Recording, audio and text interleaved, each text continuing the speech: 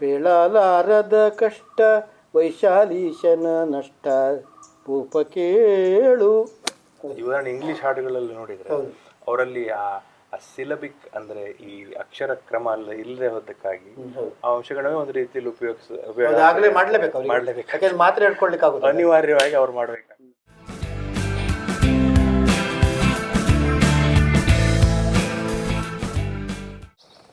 ನಮಸ್ಕಾರ ಶ್ರೀ ಶ್ರೀಧರ್ DS ಅವರೇ. ನಮಸ್ತೆ. ನೀವು ಯಕ್ಷಗಾನದ ಖ್ಯಾತ ಪ್ರಸಂಗಕರ್ತರು, ಕವಿಗಳು ಹಾಗೂ ಇತ್ತೀಚೆಗೆ ಅನೇಕ ಪೌರಾಣಿಕ ಕಾದಂಬರಿಯನ್ನು ಬರೆದು ಈ ವಿಭಾಗದಲ್ಲಿ ಒಂದು ಸಂಚಲನವನ್ನು ಕೂಡ ಮೂಡಿಸಿದವರು. ನಿಮ್ಮಲ್ಲಿ ಯಕ್ಷಗಾನ ಪ್ರಸಂಗಕ್ಕೆ ಸಂಬಂಧಪಟ್ಟ ಕೆಲವು ಸೂಕ್ಷ್ಮಗಳನ್ನು ತಿಳ್ಕೊಳ್ಬೇಕು ಅನ್ನೋ ದೃಷ್ಟಿಯಿಂದ, ಆಮೇಲೆ ನಿಮ್ಮ ಯೋಜನೆಗಳ ಬಗ್ಗೆ ಸ್ವಲ್ಪ ಕೂಡ. ಇದು ನಿಮ್ಮ ದ್ವಿತೀಯ ಸಂಪುಟ ಯಕ್ಷಗಾನ ಪ್ರಸಂಗ ಮಾಲಿಕ. ಮೊದಲನೆಯದು ಯಕ್ಷಗಾನ ಪ್ರಸಂಗ ಮಾಲಿಕವೇ ಅದು? ಇದು ಪ್ರಥಮ ಸಂಪುಟ, ಮೊದಲನೇ ಸಂಪುಟ. ಉಡುಪಿ ಯಕ್ಷಗಾನ ಕೇಂದ್ರದಿಂದ ಆದದ್ದು. ಇದು ಮಿತ್ತೂರು ತಿಮ್ಮಯ್ಯ ಭಟ್ಟ ಸಂಪ್ರತಿಷ್ಠಾನ ಪುತ್ತೂರು ಅವರು ಮಾಡಿದ್ದಾರೆ. ಎರಡಕ್ಕೂ ಸಂಪಾದಕರು ಡಾಕ್ಟರ್ ಪಾದೇಕಲ್ಲು ವಿಷ್ಣು ಭಟ್ರು ಆಗಿದೆ.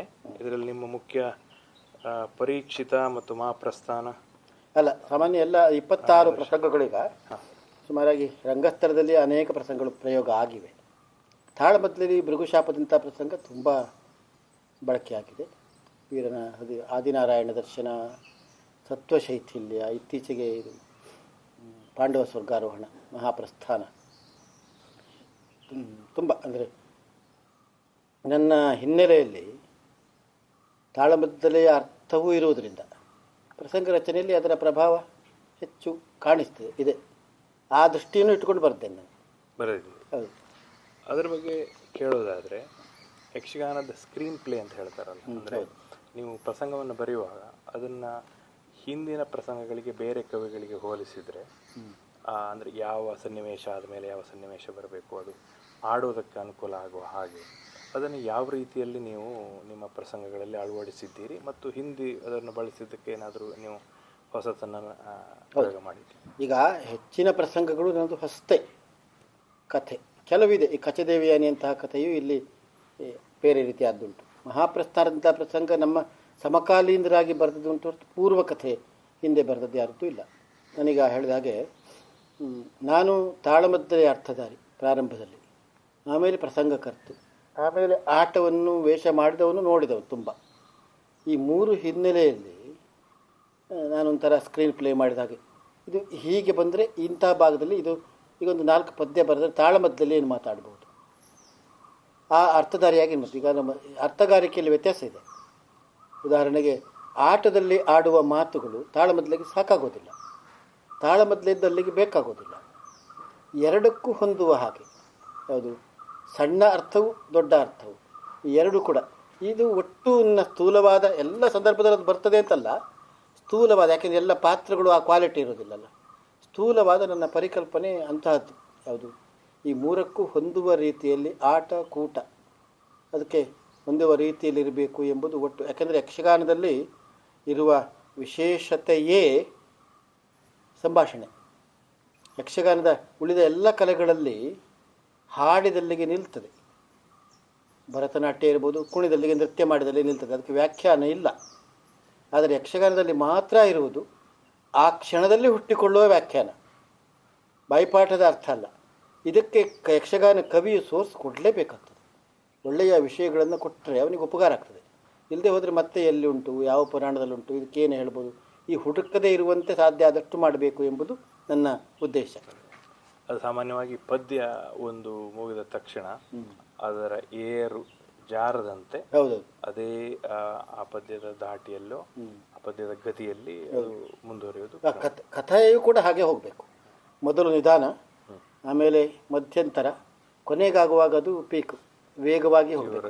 ಅದು ಯಕ್ಷಗಾನದಲ್ಲೇ ಇದೆ. ಮೊದಲ ಕಾಲ, ಎರಡನೇ ಕಾಲ, ಮೂರನೇ ಕಾಲ, ನಾಲ್ಕನೇ ಕಾಲ. ಮೊದಲೇ ನಾಲ್ಕನೇ ಕಾಲ ತರಲಿಕ್ಕೆ ಆಗೋದಿಲ್ಲ. ಹಾಗಾಗಿ ಸಾಮಾನ್ಯವಾಗಿ ಕಾಳಗ ಇತ್ಯಾದಿಗಳಿದ್ದಾಗ ಅದು ಕೊನೆಗೆ ಬರ್ತದೆ, ಯಾಕೆಂದರೆ ಅದು ತೀವ್ರತೆಯನ್ನು ಪಡೆದುಕೊಳ್ಳುವ ಸ್ಥಿತಿ. ಆದರೆ ಕಥಾ ದೃಷ್ಟಿಯಿಂದ ಕೆಲವು ಬಾರಿ ಕೊನೆಯದ್ದೇ ನಿಧಾನ ಆಗಬಹುದು. ಅದು ಕಥೆಯೊಳಗಿರುವ ಸಮಸ್ಯೆ. ಅದು ಈಗ ಪಾಂಡವ ಸ್ವರ್ಗಾರೋಹಣ ಅದು ಕೊನೆಗಿರುತ್ತೆ ದುರಂತ. ಸತ್ಯ ಹರಿಶ್ಚಂದ್ರ ಏನು ಮಾಡಲಿಕ್ಕಾಗೋದಿಲ್ಲ, ಅದು ಕಥೆಯೇ ಆಗಿದೆ. ಈಗ ಅದೊಂದು ತತ್ವ ಇದೆ ಅಷ್ಟೇ.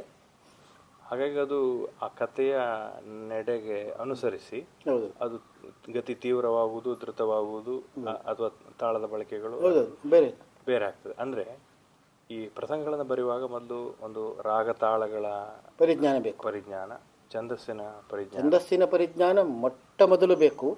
ಜೊತೆಗೆ ಅದು ಪ್ರಸಂಗ ಮಾತ್ರ ಅಲ್ಲ, ಛಂದಸ್ಸಿನ ಪರಿಜ್ಞಾನ ಭಾಗವತರಿಗೂ ಬೇಕು. ಭಾಗವತರಿಗೆ ಆ ಛಂದಸ್ಸು ಗೊತ್ತಿಲ್ಲದೆ ಹೋದರೆ ತಪ್ಪು ಮಾಡ್ತಾರೆ. ನಾನು ಅಂಥದ್ದನ್ನು ಕಂಡಿದ್ದೇನೆ ಕೂಡ. ಅದನ್ನು ಛಂದಸ್ಸಿನಲ್ಲಿರುವುದನ್ನು ಸರಿಯಾಗಿ ಹೇಳಲಿಕ್ಕೆ ಬರಬೇಕು. ಅಂದರೆ ಈ ಯಕ್ಷಗಾನದಲ್ಲಿ ಮಟ್ಟುಗಳು ಅಂತ ನಾವು ಕರೆಯೋದು ಅದನ್ನು. ಉದಾಹರಣೆ ಕೇದಾರಗೌಡ ಅಷ್ಟತಾಳ ಎಂದ ಕೂಡಲೇ ಈಗ ಕೇದಾರಗೌಡ ರಾಗ ಗೊತ್ತಿರಬೇಕು ಅಂತಲ್ಲ,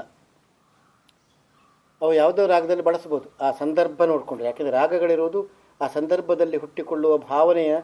ಆದರೆ ನಮ್ಮ ಯಕ್ಷಗಾನದಲ್ಲಿ ಏನಾಗಿದೆ ಅಂದರೆ 300-400 ಬಗೆಯ ಮಟ್ಟುಗಳಿವೆ. ಅವುಗಳಿಗೆ ಪ್ರತ್ಯೇಕ ಹೆಸರು ಕೊಡೋದು ಕಷ್ಟ. ಆದ್ದರಿಂದ ನಮ್ಮ ಪರಂಪರೆಯಲ್ಲಿ ಸಂಗೀತದ ರಾಗಗಳ ಹೆಸರುಗಳನ್ನು ಕೊಟ್ಟಿದ್ದಾರೆ. ಅದು ರಾಗಗಳ ಹೆಸರಲ್ಲಿ ಹೊಂದಬಹುದು, ಆದರೆ ಅದನ್ನು ಮಟ್ಟು ಎಂದು ಪರಿಗಣಿಸಬೇಕು ಅಂತ ಹೇಳೋದು ನಾನು.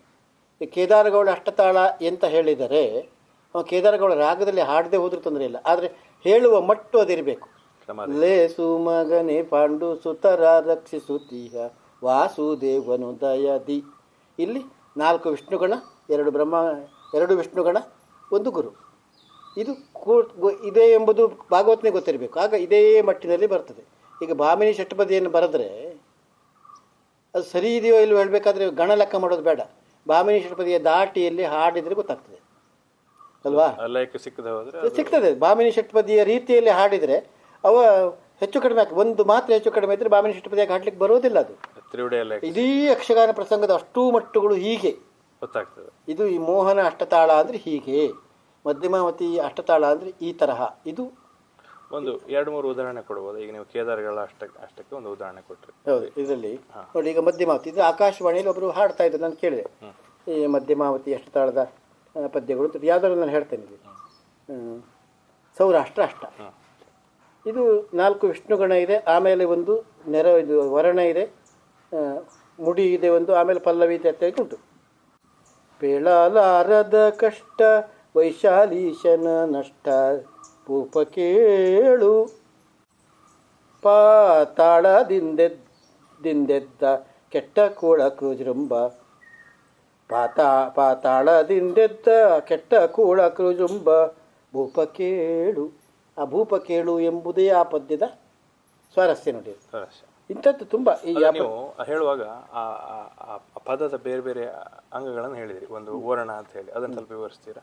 ಈಗ ನೋಡಿ, 2 ಪಾದಗಳದು ನಮ್ಮಲ್ಲಿ ಯಕ್ಷಗಾನ ಕವಿಗಳು ಕನ್ನಡ ಸಾಹಿತ್ಯಕ್ಕೆ ಕೊಟ್ಟ ದೊಡ್ಡ ಕೊಡುಗೆ. ಅದು ರಸಕೀರ್ತನೆಗಳ ಪ್ರಭಾವ ನಮ್ಮ ಯಕ್ಷಗಾನ ಅದರ ಮೇಲೆ ಇದೆ, ಸಾಹಿತ್ಯದ ಮೇಲೆ. ಪಾದ ಒಂದು ಕಡೆ ನಿಲ್ತದೆ, 2ನೇದು ಶುರುವಾಗ್ತದೆ, ಅದರ ಮಧ್ಯದಲ್ಲಿ ಅವನಿಗೆ ಒಂದಿಷ್ಟು ಗ್ಯಾಪ್ ಬೇಕಾಗ್ತದೆ. ಆಗ ಒಂದು ಸಣ್ಣ ತುಂಡು ಸಾಹಿತ್ಯವನ್ನು ಅವರು ಇಡ್ತಾರೆ. ಅಥವಾ 2ನೇ ಪಾದಕ್ಕೆ ಪಾದ್ಯಾಕ್ಷರದ ಒಂದು ಪ್ರಾಸ ಬೇಕು ಅವನಿಗೆ. ಆದರೆ ಪ್ರಾಸಕ್ಕೆ ಬೇಕಾಗುವ ಶಬ್ದವನ್ನು ಈ ವರ್ಣ ಪ್ರಾರಂಭದಲ್ಲಿ ಇರೋದ್ರಿಂದ ಅದನ್ನು ಅರ್ಧ ಸೇರಿಸಿ ಆ ಪ್ರಾಸಾಕ್ಷರಕ್ಕೆ ಅಲ್ಲಿಗೆ ಬರುವಾಗ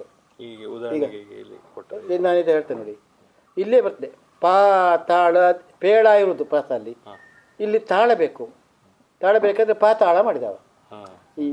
ಈ ಪಾ ಎಂಬುದನ್ನು ವರ್ಣಕ್ಕೆ ನಿಲ್ಲಿಸಿ ತಾಳದಿಂದೆದ್ದ ಅಂದರೆ ಅದು ಈ ಉದ್ದೇಶಕ್ಕೆ ಒಂದು. ಮತ್ತು ನಮಗೆ ಈ ಒಂದು ಭಾಮಿನಿ, ವಾರ್ಧಕ ಮುಂತಾದ ಯಾವುದನ್ನಾದರೂ ತಗೊಂಡು ಅದನ್ನು ಒಡೆದರು. ಜಂಪೆ ತಾಳದ ಪದ್ಯ ಮಾಡಿದರು, ತ್ರಿವಳೆ ತಾಳದ ಪದ್ಯ ಮಾಡಿದರು, ಅದಕ್ಕೆ ವರ್ಣ ಹಾಕಿದರು.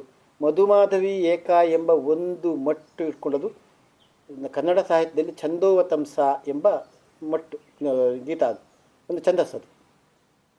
ಅದು ಒಂದನ್ನೇ ಹಿಡ್ಕೊಂಡು ಒಂದು 20 ಬಗೆಯ ಅಷ್ಟತಾಳದ ಪದ್ಯ ಮಾಡಿದ್ದಾರೆ ಯಕ್ಷಗಾನದಲ್ಲಿ. ನೀವು ಗಮನಿಸಿ, ಏನಯ್ಯ ಬೋಪ ಏನಯ್ಯ, ಏನಯ್ಯ ಇಂಥದ್ದೇನಯ್ಯ, ಏನಯ್ಯ ನಮ್ಮ ಬರವ ಕಂಡು ನಿಮಗೆ ಜ್ಞಾನ ತಪ್ಪಿತೆ ಬಹಳ ಆನಂದದೊಳಗೆ ಅಲ್ವಾ? ಇದು 2 ಸಾಲು ಕಾಣಿಸ್ತದೆ ನಮಗೆ. 4 ಪಾದಗಳಿದೆ, ಮುಂದದು 2 ಇದೆ ಅಲ್ಲಿ. ಈ ಏನಯ್ಯ ಇಂಥದ್ದೇನಯ್ಯ ಎಂಬುದಕ್ಕೆ ಹಾಕಿದ್ದುಂಟಲ್ಲ, ಅದು ಬೇರೆ ಅಂತ ಒಂದು ಹೆಸರು ಕೊಟ್ಟರು ಅಷ್ಟೇ. ಆ್ಯಕ್ಚುಲಿ ಮಧುಮಾಧವಿಯಕ ಪ್ರಸಂಗ ಪ್ರತಿ ತೆಗೆದ್ರೆ ಮಧುಮಾಧವಿಯಕ ಅಂತ ಅಲ್ಲಿ ಇಲ್ಲ. ಇಂಥದ್ದು ಒಂದಲ್ಲ, ಈ ಮಧ್ಯದಲ್ಲಿ ಇನ್ನೊಂದು ಒಂದು ವರ್ಣ ಕೊಟ್ಟರು. ಇದಕ್ಕೆ ವರ್ಣ ಅಂತ ಹೇಳ್ತಾರೆ ನಮ್ಮಲ್ಲಿ. ಈ ನಡುವೆ ಒಂದು ವರ್ಣ ಕೊಡುವುದು, ಅಥವಾ ಒಂದು ದೃಶ್ಯದ ಮೇಲೆ ಒಂದು ಮುಡಿಯನ್ನು ತಂದಿಡುದು, ಮುಡಿ ಅಂತ ಹೇಳ್ತಾರೆ. ತ್ರಿವುಡೆಯಲ್ಲಿ 3-4 ಥರದ್ದಿದೆ ನೋಡಿ. ತ್ರಿವುಡೆ ಒಂದು ಪದ್ಯ ಮುಗಿದ ಮೇಲೆ ಕೊನೆಗೆ ಒಂದು ಮುಡಿ ಒಂದು ಇರ್ತದೆ, ಏನು ತಲಾಗ ಅಂತೇನೋ ಮುಗೀತದೆ. ಈ ತರಹದ್ದು ಅಂದರೆ ಹಾಡಿನ ವೈವಿಧ್ಯಕ್ಕೆ ಒಂದೇ ತರಹ ಇರಬಾರ್ದು ಎಂಬ ಒಂದು ಅದ್ಭುತ ಕಲ್ಪನೆ ಇದೆ. ಹಾಡು ವೈವಿಧ್ಯವಾಗಿರಲಿಕ್ಕೆ ಬೇಕಾಗಿ ಇರುವ ಛಂದಸ್ಸುಗಳನ್ನು ಹೇಗೆ ಅದನ್ನು ಈ ಆಪರೇಷನ್ ಮಾಡಿ ಇಸ್ತ್ರಿ ಮಾಡಿ ಎಲ್ಲ ಮಾಡಿ ಅದನ್ನು ಜೋಡಿಸಿ ಕತ್ತರಿಸಿ ಸೇರಿಸಿ ಎಲ್ಲಿ ತಾಳಕ್ಕೆ ಹೊಂತದೆ ಚಂದ ಮಾಡಲಿಕ್ಕೆ ಮಾಡಿದ್ದಾರೆ. ಅಲಂಕಾರ ಮಾಡಿದ್ದು ಈ ವರ್ಣ ಮುಡಿ ಮುಂತಾದವುಗಳೆಲ್ಲ ಬಂದದ್ದು. ಈಗ ಉದಾಹರಣೆಗೆ ಭಾಮಿನಿ ಇಷ್ಟಪದಿಯಲ್ಲಿ ಒಂದು ಕಾವ್ಯ ಇದೆ ಕುಮಾರವ್ಯಾಸಂದು, ಲಕ್ಷ್ಮೀಶನದು ಇದೆ. ಆದರೆ ಅದೇ ಪದ್ಯಗಳನ್ನೇ ತಗೊಂಡೇ ಅದನ್ನು ಕತ್ತರಿಸಿದ್ದ ಕಾಣ್ತದೆ ನಮಗೆ, ಬೇರೆ ಬೇರೆ ತಾಳ ಪದ್ಯಗಳನ್ನಾಗಿ. ಮತ್ತು ಅವೆಲ್ಲ ವಿತಾಲ ಪದ್ಯಗಳು. ವಿತಾಲ ಪದ್ಯಗಳನ್ನು ತಾಳಪದ್ಯ ಮಾಡಬೇಕಾದ್ರೆ ಆ ತಾಳಕ್ಕೆ ಕೂತ್ಕೊಳ್ಬೇಕಲ್ಲ. ಈಗ ಭಾಗವತರಿಗೆ ಅದು ಗೊತ್ತಿರ್ತದೆ ನೋಡಿ, ತಾಳಕ್ಕೆ ಕೂತ್ಕೊಳ್ಬೇಕಾದ್ರೆ ಅದು ಬರೋದಿಲ್ಲ, ಅದನ್ನು ಬೇಗ ಬಿಡ್ತಾರೆ, ಅಲ್ಲಿ ಬಿಟ್ಟು ಇಲ್ಲಿಗೆ ನಿಲ್ಲಿಸ್ತಾರೆ. ನಿಲ್ಲಿಸಿ ಇವರೇನು ಮಾಡ್ತಾರೆ, ಅದಕ್ಕೊಂದು ವರ್ಣ ಸೇರಿಸ್ತಾರೆ, ಇನ್ಯಾವುದೋ ಸೇರಿಸಿ ಅದು ಮುಂದೆ ಮಾಡಿಬಿಡ್ತಾರೆ. ಈ ತರಹದ್ದು ನೋಡಿ, ನೀವು ಗೊತ್ತಾಗ್ತದೆ ನೋಡಿ. ಮಧ್ಯಮಾವತಿ ಆದಿತ್ಯ ಅಂದರೆ ಮೊದಲು ಹೇಳಿದ್ನಲ್ಲ, ಸಾಧಕ ಸಹಸಿ ರಾಜ್ಯ ಸ್ಥಾಪಕನು. ಇದು 3 ವಿಷ್ಣುಗಣ ಒಂದು ಬ್ರಹ್ಮಗಣ ಇರುವ ರಚನೆ. ಇದು ನಾನು ಹೇಳಿದ್ನಲ್ಲ ಆಗ ಆಯ್ತದು ಚಂದೋವತಂಸ, ಅದೇ ರಚನೆ. ಅದನ್ನು ಮಧ್ಯಮಾವತಿ ಆದಿತಾಳ ಅಂತ ಹೇಳ್ತಾರೆ, ಮಧುಮಾಧವಿ ಏಕ ಅಂತಲೂ ಕರೀತಾರೆ. ಎರಡೂ ಮೊಟ್ಟು ಒಳಗಿದ್ದು ಒಂದೇ. ಮೇದಿನಿ ಎನ್ನಾಳಿ ಮೆರೆದ ಮಹಿಮನು ಭೂದೇವಿಯೊಲಿದ ನಿನ್ನಣುಗನಾಗಿ ಏನು ಸಾಧಿಸಿ ಗೆಲುವೇನ ಹರಸುವುದಿನ್ನು. ಇದನ್ನೇ ಏಕತಾಳದಲ್ಲಿ ಹೇಳಿದರೆ ಮಧುಮಾಧವಿ ಏಕಾಯಿತು. ಆದಿತಾಳದಲ್ಲಿ ತಗೊಂಡ್ರೆ ಮಧ್ಯಮಾವತಿ ಆದಿತಾಳ ಅಂತ ನಾವು ಕರಿತೇವೆ ಸುಮಾರಾಗಿ. ಇದು ಯಕ್ಷಗಾನ ಕವಿಗಳು ಮಾಡಿಕೊಂಡ ಇದು ಈ ಒಂದೇ ಮಟ್ಟು ಹಿಡ್ಕೊಂಡು ನಾನು ಹೇಳಿದ್ನಲ್ಲ, ಒಂದು 20 ಮಟ್ಟುಗಳನ್ನು ತಯಾರು ಮಾಡಿದ್ದಾರೆ. ವರ್ಣಗಳನ್ನು ಜೋಡಿಸಿಕೊಳ್ಳೋದು, ಸೇರಿಸೋದು, ಪಲ್ಲವಿ ಹಾಕೋದು, ಅನುಪಲ್ಲವಿ ಸೇರಿಸೋದು, ಇದೆಲ್ಲ ಮಾಡಿದ್ದಾರೆ ಸುಮಾರಾಗಿ. ನಾವು ಅದನ್ನೇ ಬಹಳ ಚೆಂದ ಯಕ್ಷಗಾನಕ್ಕೆ. ಸಾಮಾನ್ಯವಾಗಿ ಪ್ರವೇಶಕ್ಕೆ ಹೀಗೆ, ಕಾಳಗಕ್ಕೆ ಹೀಗೆ, ಆಮೇಲೆ ಕ್ರಮ ಉಂಟು, ಹೀಗೆಲ್ಲ ಇದೆಯಲ್ಲ, ಅದು ಅದನ್ನ ಅದೇ ರೀತಿಯಾಗಿ ನೀವು ಮಾಡಿದ್ದೀರೋ ಅಥವಾ ಏನಾದರೂ ಹೊಸತು ಅದರಲ್ಲಿ ಅಲ್ಲ? ಅದು ಇನ್ನೊಂದು ಇರ್ತದೆ, ನಮ್ಮಲ್ಲಿ ಒಂದು ಕ್ರಮ ಇದೆ. ಉದಾಹರಣೆಗೆ ಒಂದು ರಕ್ಕಸ ವೇಷ ಬರಬೇಕು, ಅದಕ್ಕೇನು ಮಾಡ್ತಾರೆ, ಪೂರ್ವದಲ್ಲಿ ಒಂದು ಭಾಮಿನಿ ಹಾಕ್ತಾರೆ. ಭಾಮಿನಿ ಹಾಕಿ ಆ ಸ್ವರದಲ್ಲಿ ಕಾನನಕ್ಕೆ ಶೂರ್ಪನಕ್ಕೆ ಬಂದಳ ಕಾನನಕ್ಕೆ ಕುಲಗೇಡಿಯು ಅಂತ ಹೇಳಿ ಆರೆಲೋ ಮನುಜ ಕೂಡ್ಲೆ ಪದ್ಯ. ಅಂದರೆ ಭಾಗವತನಿಗೆ ಒಂದು ನೋಡಿ, ಆಯ್ದು ಆ ಟೆಂಪೋಗೆ ಹೋಗಿ ಏರಿಗೆ ಹೋಗಿ ಹೋಗಿ ಹೋಗಿ ಹೋಗಿ ಆ ಶೂರ್ಪನಕ್ಕಿಯ ರೌದ್ರಕ್ಕೆ ಹೋಗಿ ಮುಟ್ಲಿಕ್ಕೆ ಬೇಕಾಗಿಯೇ ಸುಮಾರಾಗಿ ರಕ್ಕಸ ವೇಷಕ್ಕೆ ಪ್ರವೇಶಕ್ಕಿಂತ ಮೊದಲು ಒಂದು ಇದಿರ್ತದೆ. ಎಂಥದ್ದು? ಭಾಮಿನಿ ಹೆಚ್ಚಾಗಿ ಭಾಮಿನಿ ಇರ್ತದೆ. ಇಲ್ಲದೆ ಹೋದರೆ ಸಾಮಾನ್ಯ ಪ್ರವೇಶಕ್ಕೆ ವೀರ ರಸದಲ್ಲಿ ಬರಬೇಕು ಪ್ರವೇಶ. ಅದಕ್ಕೆ ಎಷ್ಟೇ ಈಗ ನಮ್ಮಲ್ಲಿ ಗೊತ್ತಿದೆ, ಆ ಮಾರವಿ ಏಕತಾಳದ ಪದ್ಯ ಅಂದರೆ ವೀರರಸಕ್ಕೆ ಅಂತ, ಯುದ್ಧಕ್ಕೆ ಬಳಸುವುದು. ಆದರೆ ಸುಧನ್ವ ಕಾಳ ನೀವು ಹೇಳಿದರೆ ನೆನಪಡಿದ್ದು ಒಳ್ಳೆದಾಯ್ತು. ನೀವು ಸುಧನ್ವ ಯುದ್ಧಕ್ಕೆ ಹೊರಟದಲ್ಲ, ಅಲ್ಲಿ ತಾಯಿಯನ್ನು ಕಾಣಲಿಕ್ಕೆ ಬರ್ತಾ ಇದ್ದಾನೆ. ಆದರೆ ಅಲ್ಲಿ ಬಳಸುವುದನ್ನು ಯಾವುದೋ ನಿಧಾನ ತ್ರಿವಡೆ ಬಳಸಲಿಲ್ಲ ಕವಿ ನೋಡಿ. ಆಗ ಯಾಕೆಂದರೆ ಇಡೀ ಪಾತ್ರದ ಟೆಂಪೋ ಅವನ ಪ್ರವೇಶದ ಒಳಗೆ ಇದೆ. ಆಗ ಸುಧನ್ವನು ವೇಗದಿ ರಣಕನು ಆಗುತ್ತಾ ಮುದದಿಂದ ಶಬ್ದವನ್ನು ಸಾಹಿತ್ಯವನ್ನು ಬಳಸಿದ್ದಾನೆ ಅವ. ರಣಕನು ಆಗುತ್ತಾ ಬಾಗುತ್ತಾ ಜನನಿಗೊಂದಿಸುತ್ತಲ್ಲಿ. ತಾಯಿಗೆ ನಮಸ್ಕರಿಸುವುದಿದ್ರು ಅವನ ಒಟ್ಟು ಸ್ಥಾಯಿ ಭಾವ ಯಾವುದು? ಅದು ಬಹಳ ಇದು ಯಕ್ಷಗಾನ ಕವಿಗಳು ಬಹಳ ಅದ್ಭುತವಾಗಿ ಮಾಡಿದ ಯೋಚನೆ ಅಂತ ನನಗೆ ಅನಿಸೋದು. ಇದು ಬಳಕೆಯಲ್ಲಿ ಸರಿಯಾಗಿ ಗಮನ ಇಟ್ಕೊಂಡು ಮಾಡಬೇಕು. ಯಾವ ಪಾತ್ರ ರಸವಲ್ಲಿ ವೀರ ಸ್ಥಾಯಿ ಭಾವ ಯಾವುದು? ಈಗ ಅಮ್ಮನಲ್ಲಿಯೇ ಮಾತಾಡೋದಾದ್ರೂ ಅವನ ಪ್ರವೇಶ ಹೇಗೆ ಕೊಡಬೇಕು, ಮತ್ತು ಸುಧನ್ವನಂತ ಒಂದು ಪಾತ್ರಕ್ಕೆ ಗತ್ತು ಬರುವುದೇ ಅಲ್ಲಿಂದ. ಆ ತರಹದಲ್ಲಿ ಈ ತರಹ ನಮ್ಮಲ್ಲಿ ತುಂಬ ಉಂಟು. ದೇವೇಂದ್ರನ ಒಡ್ಡೋಲಗ, ಪಾಂಡವರು ಒಡ್ಡೋಲಗ, ಈ ಬೇರೆ ಬೇರೆ ರೀತಿಯ ಒಡ್ಡೋಲಗಗಳಿದ್ದು. ರಂಗಸ್ಥಳಕ್ಕೆ ಪ್ರವೇಶ ಮಾಡಬೇಕಾದ್ರೆ ಸೌರಾಷ್ಟ್ರ ತ್ರಿವಡೆಯಲ್ಲಿ ತೈ ತೈ ತೈ ತೈ ಅಂತೇಳಿ ಪ್ರವೇಶ ಮಾಡಿಸುವ ಒಂದು ವಿಧಾನ ಈ ಸಾಮಾನ್ಯ ಕಾಣುತ್ತೆ. ನಿಮಗೆ ಕೇದಾರಗೌಡ ಅಷ್ಟದ ಸಾಮಾನ್ಯ ಪ್ರವೇಶ ಇರೋದಿಲ್ಲ. ಈ ಹಲಸಿನಹಳ್ಳಿಯವರ ಕೆಲವು ಪ್ರಸಂಗದಲ್ಲಿ ಇದೆ. ಅದು ಶಂಕರಾಭರಣ ಕಾಂಬೋದಿಯಲ್ಲಿ ಇದೆ. ಹೌದು, ಶಂಕರಾಭರಣ ತ್ರಿವಡೆ, ಹೌದು, ತ್ರಿವಡೆಯಲ್ಲಿ ಅದು ನಿಧಾನ ತ್ರಿವಡೆ ಆದರೆ ಅಂತಹ ಪಾತ್ರ. ಈ ಕೃಷ್ಣನ ಪ್ರವೇಶ, ವಿಷ್ಣು ಪ್ರವೇಶ ಆದರೆ ನಿಧಾನ ಗತಿಯ ತ್ರಿವಡೆ. ಹುಡುಗಾಟಿಕೆ ಯಾರ್ದು ಹುಡುಗರದ್ದಾದರೆ ಜೋರ ವೀರರಸದ್ದು. ಮಾರವೇಕದಲ್ಲಿಯೇ ವೀರರಸದಲ್ಲಿ ಬರೋದುಂಟು. ಯಾಕೆ ಏತಕ್ಕೆ ಕರೆಸಿ ನಿರೀಕ್ಷಣ ಅಂತ ತಗೊಂಡು ಈ ಥರ. ಅಂದರೆ ವ್ಯಕ್ತಿ ಪಾತ್ರ ಸ್ವಭಾವ ತ್ರಿಪಾತ್ರದ ಕುಣಿತ, ಅಲ್ಲಿ ಕುಣಿಲಿಕ್ಕೆ ಅವಕಾಶ ಕೊಡಬೇಕು. ಆಗ ತ್ರಿವಡೆಯಲ್ಲಿ ಅದು ಪ್ರಯೋಗದ ಮತ್ತು ಹಿಂದಿನ ಕವಿಗಳ ಅದು ಮತ್ತೆ ಅವರೆಲ್ಲ ಬರೆಯುವಾಗಲೂ ಕೂಡ ಹಿಂದೆ ಕವಿಗಳು ಯಾರಾಗಿದ್ದರು ಅಂದರೆ ಭಾಗವತರೇ ಆಗಿದ್ದರು. ಅವರಿಗೆ ಅಂದರೆ ಬೇರೆಯವರು ಹತ್ತಿ ಬರಲಿಕ್ಕೆ ಹೋಗ್ತಿರಲಿಲ್ಲ. ಭಾಗವತರಿಗೆ ರಂಗಸ್ಥಳದ ಸಮಸ್ಯೆ ಗೊತ್ತಿತ್ತು, ಹೇಗೆ ಮಾಡಬೇಕು ಎಂಬುದರ ಕುರಿತಂತೆ ಅವರಿಗೆ ಭಾಗವತರಿಗೆ ಭಾಳ ಒಳ್ಳೆಯ ಕಲ್ಪನೆ ಇತ್ತು. ಹಾಗಾಗಿ ಪ್ರತಿಯೊಂದು ಪಾತ್ರಕ್ಕೂ ಅದರ ನಡೆ, ಅದರ ಸ್ವರೂಪ ಹೇಗೆ ಎಂಬುದನ್ನು ತಿಳಿದು ಅವರು ಪದ್ಯ ಬರೀತಿದ್ರು. ಹಾಗಾಗಿ ಈ ಹಿಂದಿನ ಈ ಪಾರ್ಥಿಸುಬ್ಬ ಮತ್ತು ಅವ್ರ ರಂಗಸ್ಥಳದಲ್ಲಿ ಭಾಗವತರು ಅವರು. ಅವರ ಈ ಪ್ರಯೋಗದಲ್ಲಿ ಬಹಳ ಪ್ರಸಿದ್ಧವಾದ ಪ್ರಸಂಗಗಳನ್ನು ಉದಾಹರಣೆಯಾಗಿ ಇಟ್ಟುಕೊಂಡ್ರೆ ಪ್ರಸಂಗ ರಚನೆ ಅಥವಾ ಅದರ ಇದಕ್ಕೆ ಹೊಂದಿಕೊಂಡು ಒಂದು ವಿಚಾರ ನೆನಪಾಯ್ತು, ಅದನ್ನು ಹೇಳ್ತೇನೆ. ಈ ಉದಾಹರಣೆಗೆ ಕೆಲವು ಈ ಗೌಳಾಷ್ಟ ಸೌರಾಷ್ಟ್ರ ತ್ರಿವಿಡೆ ತೆಗೆದುಕೊಳ್ಳೋಣ, ಅದನ್ನು ಸೌರಾಷ್ಟ್ರದಲ್ಲಿ ಹೇಳಿಕ್ಕೆ ಗೌಳ ಹೋಗಿದೆ. ಅದರ ಕೆಲವು ನಾನು ಹೇಳೋದು ಅದರಲ್ಲಿ ಇದ್ದ ರಾಗಗಳನ್ನು ಬಳಸುವ ಕ್ರಮ ಹೋಗಿ ಅದು ಆ ರಾಗಗಳೇ ಬಳಕೆಯಿಂದ ಹೋಗಿದೆ. ಅದು ಹಾಗೆಯೂ ಆಗಿರ್ಬೋದು. ಈಗ ಗೌಳ ಅಷ್ಟೇ, ಗೌಳ ಯಾರಿಗೂ ಹೇಳಲಿಕ್ಕೆ ಮತ್ತೆ ಸೌರಾಷ್ಟ್ರ ಎಂಬ ರಾಗವೇ ಇಲ್ಲ ಅಂತಲೇ ಹೇಳ್ತಾರೆ. ಅದು ಕರ್ನಾಟಕದಿಂದ ತಂದು ಬಳಸುವುದು. ಹಾಗಾಗಿ ನನಗೆ ಅನ್ಸೋದು ಅದು ಆದಷ್ಟು ಇವತ್ತಿನ ಕ್ರಮದಲ್ಲಿ ಅದೇನು ಆ ರಾಗ ಅದೇ ಆಗಿದ್ರೆ ಅದನ್ನ ಇಟ್ಕೊಳ್ಬೇಕು ಅಂತ. ಖಂಡಿತಕ್ಕೂ ಬಳಸ್ಬೋದು, ಖಂಡಿತಕ್ಕೂ. ಆದ್ರೆ ಅದೇ ನಾನು ಮೊದಲೇ ಹೇಳಿದ್ನಲ್ಲ, ಈ ಕೆಲವು ಸಾರಿ ಅದು ಛಂದಸ್ಸಿನ ಹೆಸರಾಗಿ ಪರಿವರ್ತನೆ ಆಗಿಬಿಟ್ಟು ಈಗ ಸೌರಾಷ್ಟ್ರ ತ್ರಿವಿಡೆ ನಿಮ್ಗೆ ಬೇರೆ ಎಂತೂ ಆ ಮಟ್ಟಿಗೆ ಅದೇ ಹೆಸರೇ ಇಡಬೇಕು. ಈಗ ಅನೇಕರು ಇಟ್ಟಿದ್ದಾರೆ ಪುನ್ನಾಗ ತ್ರಿವಿಡೆ, ಹಂಸಧ್ವನಿ ತ್ರಿವಿಡೆ ಅಂದರೆ ಕನ್ಫ್ಯೂಸ್ ಆಗ್ಬಿಟ್ಟಿದೆ. ಯಾಕೆಂದ್ರೆ ಹಾಡು ಅವನಿಗೆ ಎಂತಂದ್ರೆ ನಡೆ ಹೇಗೆ ಅಂತ ಗೊತ್ತಾಗ್ಬಿಡುತ್ತೆ. ಈಗ ಅಲ್ಲಿ ಮೇಲೆ ಕೊಟ್ಟ ಹೆಸರು ಆ ಪದ್ಯದ ನಡೆಯನ್ನು ಹೇಳ್ತಾ ಇರ್ತದೆ. ಹಾಗೆ ಇರಬೇಕು. ಆದರೆ ಸಾಧ್ಯ ಅದರಲ್ಲಿ ಹೇಳಲಿಕ್ಕೆ ಸಾಧ್ಯ ಇದ್ದರೆ ಹೇಳಬೇಕು, ಅದರಲ್ಲೇ ಹೇಳಲಿಕ್ಕೆ ಸಾಧ್ಯ ಇದ್ದರೆ ಹೇಳಬೇಕು. ಅಲ್ಲದೆ ಹೋದರೆ ಅದಕ್ಕೆ ಹೊಂದುವ ಹತ್ತಿರದು. ಉದಾಹರಣೆ ಹೆಚ್ಚು ಪ್ರಯೋಗ ಈಗ ನೀಲಾಂಬರಿಯ ಪ್ರಯೋಗಗಳು, ಆಮೇಲೆ ಈ ಪಂತುವರಾಳಿಯಲ್ಲಿ ವೀರರಸದ ಪದ್ಯ ಹೇಳುವಂಥದ್ದು ಅವೆಲ್ಲ ಹೋಗಿದೆ. ಬರೀ ಪಂತುವರಾಳಿ ಕರುಣರಸಕ್ಕೆ ಬಳಕೆ ಅಷ್ಟೇ ಇದೆ.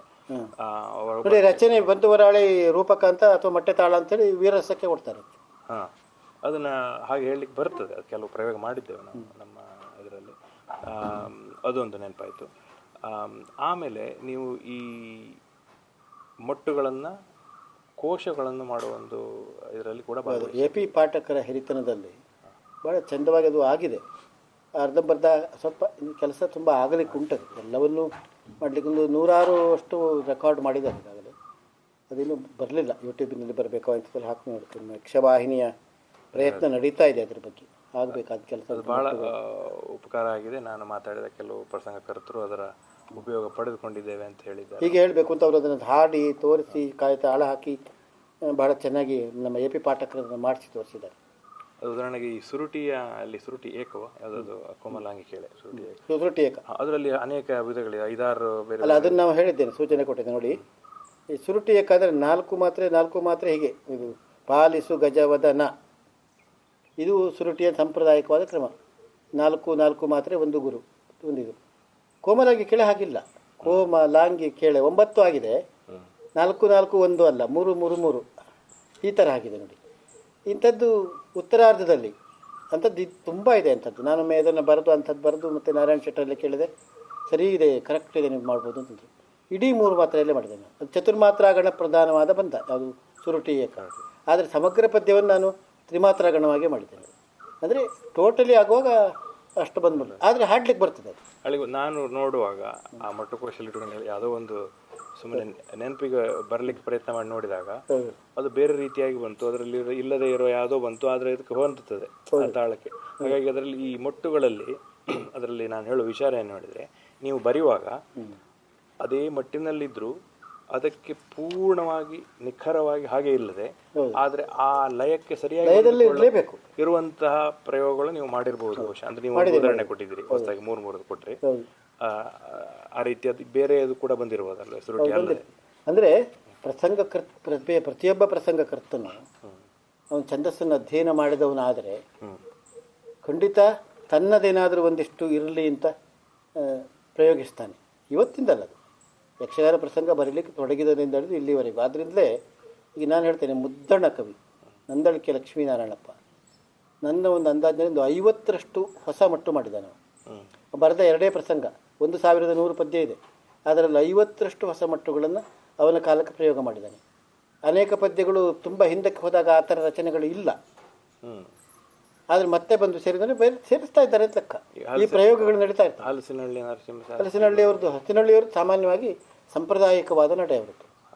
ಹಿಂದೆಲ್ಲ ಇದ್ದ ಪ್ರಸಂಗಗಳದ್ದೇ ಅವ್ರನ್ನ ಜೋಡಿಸಿಕೊಂಡು ಹೋದದ್ದು. ಈಗ ಕೆಲವು ವಿಶಿಷ್ಟ ವ್ಯಕ್ತಿಗಳಿರ್ತಾರೆ, ಮುದ್ದಣ್ಣ, ಹೊಸತೋಟ ಭಾಗವತರು, ಮಂಜುನಾಥ ಭಾಗವತರು, ಇವರೆಲ್ಲ ಅದೇ ದಿವಸ ಇಡೀ ಅದೇ ಕೆಲಸ ಮಾಡ್ತಾ ಇರೋರಾದ್ರಿಂದ ಅದು ಇದೊಂದು ಹೀಗೆ ಮಾಡಿದರೆ, ಒಂದು ಸರ್ಕಸ್ ಮಾಡಿದರೆ, ಏನಾದ್ರು ಮಾಡಿದರೆ, ಕೆಲಸ ಮಾಡಿದರೆ ಬೇರೆ ಥರ ಮಾಡಲಿಕ್ಕೆ ಬರ್ತದೋ ಹೀಗೆ ಆಧುನಿಕವಾಗಿ ಯೋಚಿಸುವ ವ್ಯಕ್ತಿಗಳು ಛಂದಸ್ಸಿನ ಕುರಿತಂತೆಯೂ ಸ್ವಲ್ಪ ಕಸರತ್ತು ಮಾಡ್ತಾರೆ, ಕೆಲಸ ಮಾಡ್ತಾರೆ, ಹೊಸತು ಹೇಗೆ ಮಾಡ್ಬೋದು ಅಂತೆಲ್ಲ ನೋಡ್ತಾ ಇರ್ತಾರೆ. ಮುದ್ದಣ್ಣನ ಹೊಸ ಮಟ್ಟುಗಳ ಬಗ್ಗೆ ಹೇಳ್ತಾ ಇದ್ರಿ. ಅವರೊಂದು 50ರಷ್ಟು ಮಟ್ಟುಗಳನ್ನು ಶೋಧಿಸಿರಬಹುದು ಅಂತ ನನಗೆ ಅನ್ನಿಸ್ತದೆ. ಪ್ರಯೋಗ ಮಾಡಿದ್ದಾರೆ ತುಂಬ. ಆಗ ಆತನಿಗೆ 19-22 ವರ್ಷದ ನಡುವಿನ ಅವಧಿ. ಅಷ್ಟು ಚಿಕ್ಕದಿದ್ದಾಗ ಆತನ ಸಾಧನೆ ಬಹಳ ದೊಡ್ಡದು, ಮತ್ತು ಅದ್ಭುತವಾದ ಮೆಲೋಡಿ, ಅವನ ಪದ್ಯಗಳೇ ಬಹಳ ಚೆಂದ. ಆ ತರಹದ ಅನೇಕ ಯಕ್ಷಗಾನ ಕವಿಗಳು ನಮ್ಮಲ್ಲಿದ್ದರು. ಹೊಸತೋಟದವರು ಬರ್ತಾರೆ. ಹೊಸತೋಟದವರು ಅದು ಪ್ರಯೋಗ ಸಹಿತವಾದ ರಚನೆ ಅವರದ್ದು. ಅದನ್ನು ಯಾವುದೋ ಯುವಕ ಸಂಘಕ್ಕೆ, ಮಕ್ಕಳಿಗೆ, ಇವರಿಗೆ ಅಂಧರಿಗೆ ಕಲಿಸ್ತಾ ಪದ್ಯ ಬರಿತಾ ಹೋದವರು. ಅದರಿಂದ ಅವರದ್ರಲ್ಲಿ ನಿಮಗೆ ತುಂಬ ಪಾಂಡಿತ್ಯಪೂರ್ಣ ಮಾತು ಸಿಗೋದಿಲ್ಲ. ಆದರೆ ಹುಡುಗರಿಗೆ, ಇವರಿಗೆ ಅರ್ಥ ಆಗಲಿಕ್ಕೆ ಬೇಕಾಗುವಂಥದ್ದು, ಹೊಸ ತಲೆಮಾರಿನವರಿಗೆ ಬೇಕಾಗುವುದನ್ನು ಬಹಳ ಚೆನ್ನಾಗಿ ಕೊಟ್ಟಿದ್ದಾರೆ ಅವರು. ಮತ್ತು ಅಗಾಧ ಸಂಖ್ಯೆಯಲ್ಲಿ ಕೊಟ್ಟಿದ್ದಾರೆ, ಬಹಳ ದೊಡ್ಡದು. ಇಡೀ ಬದುಕನ್ನು ತಪಸ್ಸು ಅಂತ ಮಾಡಿ ಕೊಟ್ಟವರು. ನಾರಾಯಣ ಶೆಟ್ಟರು ಮಾಡಿದ್ದಾರೆ ತುಂಬ ಹೊಸ ರೀತಿಯಲ್ಲಿ. ಆದರೆ ಸ್ವಲ್ಪ ಇದು ಕಬ್ಬಿಣದ ಕಡಲೆ ಹೇಳ್ತಾರೆ, ಆ ತರಹದ ಪರಿಸ್ಥಿತಿ ಆಗಿದೆ. ಒಳ್ಳೆಯದು. ಅಮೃತ ಸೋಮೇಶ್ವರ ಸರಳ ಪ್ರಸಂಗಗಳು. ನಂಬಿಯಾರದ್ದು ಅಡ್ಡಿಲ್ಲ. ಅಮೃತ ಸೋಮೇಶ್ವರ, ನಂಬಿಯಾರು ಇವರೆಲ್ಲ ಸರಳವಾದ ರಚನೆ. ಆದರೆ ಅವರು ಪ್ರಯೋಗ ದೃಷ್ಟಿ ಇಟ್ಟು ಧರ್ಮಸ್ಥಳ ಮೇಳದ ಕಲಾವಿದರಿಗೆ ಬೇಕಾಗುವ ರೀತಿಯಲ್ಲಿ ಪ್ರಸಂಗವನ್ನು ಬರೆದು ಪ್ರಸ್ತುತಪಡಿಸಿದವರು. ಅಂತಹ ತುಂಬ ಇದೆ. ಅವರು ಹೊಸ ಥರದ್ದು ಘೋರ ಮಾರಕ ಮುಂತಾದವುಗಳನ್ನು ಬರ್ತಾರೆ. ಅದು ಪ್ರಯೋಗ ಭೂಮಿಗೆ ಬರಲಿಲ್ಲ. ಅಂದರೆ ಮೊಟ್ಟುಕೋಶ ಮಾಡಬೇಕಾದ್ರೆ ಅದೊಂದು ಸಮಸ್ಯೆ. ಎಲ್ಲ ವೈವಿಧ್ಯಗಳನ್ನು ಸಂಗ್ರಹ ಮಾಡೋದು ಬಹಳ ಕಷ್ಟ. ಯಾಕೆಂದರೆ ತಮ್ಮಲ್ಲಿ ಏನು ಮಾಡಿದ್ದೇವೆ, ನಮಗೆ ಕೋಶವನ್ನು ಮಾಡಬೇಕಾದ್ರೆ ಒಂದು ನಿರ್ದಿಷ್ಟವಾಗಿ ಒಂದಿಷ್ಟು ಮಟ್ಟುಗಳು, ಮೂಲಭೂತವಾಗಿ ನಾವು ಛಂದಸ್ಸಿನ ಗ್ರಂಥಗಳನ್ನು ಇಟ್ಟುಕೊಂಡು, ಮುಖ್ಯವಾಗಿ ನಾರಾಯಣ ಶೆಟ್ಟರದ್ದು 154 ಮಟ್ಟುಗಳ ಬಗ್ಗೆ ಒಂದು ಅಧಿಕೃತತೆಯಾಗಿ ಇದು ಹೀಗೆ ಅಂತ ಅವರು ಮಾಡಿಟ್ಟಿದ್ದಾರೆ. ಅದರ ಮೇಲೆ ತುಂಬ ಸೇರಿಕೊಳ್ತದೆ. ಅದನ್ನು ಮೂಲಭೂತವಾಗಿ ಇಟ್ಟುಕೊಂಡಿದ್ದೇವೆ ನಾವು. ಅದರ ಮೇಲೆ ಇಂತಹದ್ದನ್ನು ಅವ್ರು ಮಾಡದೇ ಇರೋದಿರ್ಬೋದು. ಅದನ್ನು ಸ್ವಲ್ಪ ಪ್ರಯತ್ನ ಮಾಡಲಾಗಿತ್ತದು. ಇದು ಸ್ವಲ್ಪ ಕೆಲಸ ಇದೆ, ಅದಕ್ಕೆ ತುಂಬ ಹುಡುಕಬೇಕು. ಆ ಕೆಲಸವನ್ನು ಅಜಿತ್ ಕಾರಂತರು ಭಾಳ ಚೆಂದ ಮಾಡಿದ್ದಾರೆ, ಕೆಲಸ ಮಾಡಿದ್ದಾರೆ. ಅದೊಂದು ಭಾಳ ಶ್ಲಾಘನೀಯ ಕೆಲಸ ಮೊಟ್ಟುಗಳದ್ದು. ಆಮೇಲೆ ಯಾವುದನ್ನು ತೊಡಗಬೇಕು ಹೇಳುವಾಗ ನಾನೇ ಆಕ್ಷೇಪಿಸಿದ್ದೆ, ಆಗಲಿಕ್ಕಿಲ್ಲ ಇದು ಅಂತ. ಯಾಕೆಂದರೆ ಅದು ಸಣ್ಣ ವಿಷಯ ಅಲ್ಲ. ಇದು ಯಕ್ಷಗಾನದ ಹೊರಗಿದ್ದವರಿಗೆ, ಯಕ್ಷಗಾನದ ಸಾಹಿತ್ಯ ಮತ್ತು ಈ ಥರ ತಿಳುವಳಿಕೆ ಇಲ್ಲದವರಿಗೆ, ಈಗ ಮಹಾಕಾವ್ಯಗಳು ಅಂತ ಹೇಳ್ತೇವೆ, ಅದರ ಮಹಾಕಾವ್ಯದಲ್ಲಿ ಒಂದೇ ಛಂದಸ್ಸಿರ್ತದೆ. ಅದನ್ನ ಎರಡು ರೀತಿಯಲ್ಲಿ ನೋಡ್ಬೋದು. ಈಗ ನಾವು ಯಕ್ಷಗಾನದಲ್ಲಿರುವಷ್ಟು ವೈವಿಧ್ಯ ಬಹುಶಃ ಇಲ್ಲ. ರಾಗ, ರಸ, ಭಾವ, ಮಟ್ಟು, ಛಂದಸ್ಸು ಮತ್ತು ಕಥೆ ಇಡೀ ಒಂದು ರಾತ್ರಿ ಬೆಳಗಿನ ಪ್ರಯೋಗದ ವಸ್ತು. ಈ ಯಾವ ದೃಷ್ಟಿಯಿಂದ ನೋಡಿ, ಇವರು ಬೇರೆ ಪ್ರಕಾರಗಳಿದೆ. ಇಲ್ಲಿಗೆ ಸಾಧ್ಯ ಆಗ್ಬೋದು. ಅದು ಉದ್ದ ಆಗ್ತದೆ, ಗಿಡ್ಡ ಆಗ್ತದೆ. 6 ಗಂಟೆಯ ಪ್ರಸಂಗವನ್ನು 2 ಗಂಟೆಗೂ ಮುಗಿಸ್ತಾರೆ. ಅದೇ ಒಂದು ಮೊದಲ ಪ್ರಯೋಗವೂ ಆಗಿರ್ತದೆ. ನನ್ನದೇ ಒಂದು ಪ್ರಸಂಗ 4 ಗಂಟೆಯ ಪ್ಲಾಟ್, ಅದು ಕಟೀಲು ಮೇಳದವರು. ಆದರೆ ಅದು ಅವರಿಗೆ ಚಿಕ್ಕ ಅವಕಾಶ 5 ಗಂಟೆ ಆಗಿದೆ. ಆ ಭಾಗವತರಿಗೆ ನಾನು ಯಾವತ್ತೂ ಥ್ಯಾಂಕ್ಸ್ ಹೇಳ್ತೇನೆ. ಯಾಕೆಂದರೆ 6:30 ಗಂಟೆ, 1 ಗಂಟೆಯಲ್ಲಿ 25 ವೇಷ ತರಿಸಿ ಎಲ್ಲರ ಹತ್ರ ಮಾತಾಡಿಸಿ ಕಳಿಸಿದ್ದಾರೆ. ಈಗ ಆ 2 ವಿಚಾರಗಳನ್ನು ಒಟ್ಟು 3 ವಿಚಾರಗಳು ಮಾತಾಡೋಣ. ಒಂದು, ಈಗ ನಾವು ಮಹಾಕಾವ್ಯದಲ್ಲಿ ಇಲ್ಲದೇ ಯಕ್ಷಗಾನದಲ್ಲಿ ಏನಿದೆ ಅಂತ ಹೇಳಿದ್ವಿ, ಈ ವೈವಿಧ್ಯಗಳಿದೆ. ಈಗ ಮಹಾಕಾವ್ಯಕ್ಕೆ ಲಕ್ಷಣಗಳೇನಿದೆ ಅಲ್ಲ, 10 ಕಾವ್ಯದ ಲಕ್ಷಣ ಇದೆ, ಅದು ಯಕ್ಷಗಾನದಲ್ಲಿ ಹೇಗೆ ಬಳಕೆ ಮಾಡಿದೆ? ಇಲ್ಲ, ಅದು ತುಂಬ ಬಳಕೆ ಕಡಿಮೆ ಇದೆ. ಯಾಕೆಂದರೆ ಕಾವ್ಯದ ಪ್ರಧಾನ ಗುಣ ಯಕ್ಷಗಾನ ಅಲ್ಲ. ಯಾಕೆಂದರೆ ಇದು ರಂಗಕೃತಿ.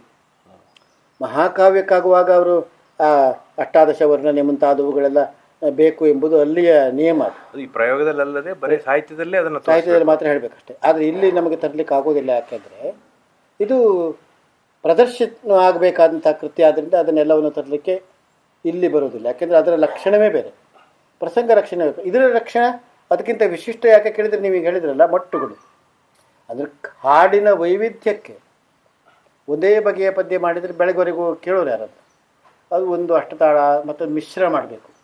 ತಾಳಗಳ ವೈವಿಧ್ಯ ಮತ್ತು ಮಟ್ಟುಗಳ ವೈವಿಧ್ಯ ಇದು ತುಂಬ ನಮ್ಮಲ್ಲಿ ಕನ್ನಡದಲ್ಲಿ ಅಂಶಗಣ ಎಂಬ ಒಂದು ವಿಶಿಷ್ಟತೆ ಇರೋದರಿಂದ ಅದರೊಳಗೆ 100 ಮಟ್ಟಗಳನ್ನು ಮಾಡಿಬಿಟ್ಟಿದ್ದಾರೆ.